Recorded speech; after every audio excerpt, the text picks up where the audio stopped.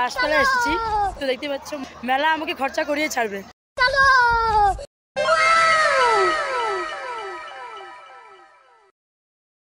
তো প্রথমে তো আমরা মেলায় ঢুকি, মন্দিরের দিকে চলে যাই, আর গিয়ে এত অসাধারণ একটা ভিউ। আর তোমরা মেলায় কি দেখতে ভালো পাও? ক্রাউড, এরকম লাইটিংয়ের রাইড, নাকি দোকানপাট? কমেন্টে বলে যেও প্লিজ। তো এখন চলো সম্পূর্ণ মেলাটা তোমাদেরকে ঘুরে দেখাই, লাস্ট অব্দি থেকেও ভালো লাগবে।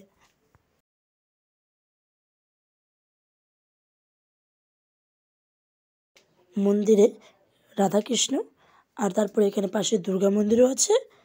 আর আমার সবার থেকে যেটা কিউট লাগে এগুলো, আর সবার থেকে বেশি কিউট এটা, আমার সবার থেকে বেশি কিউট লাগছে এটা, সত্যি এত সুন্দর।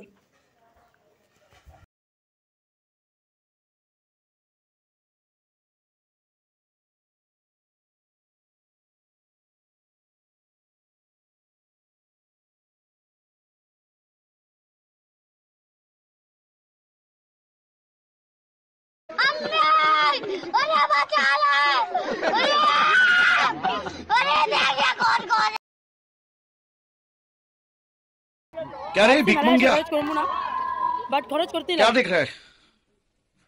हाँ, हलवा ही क्या?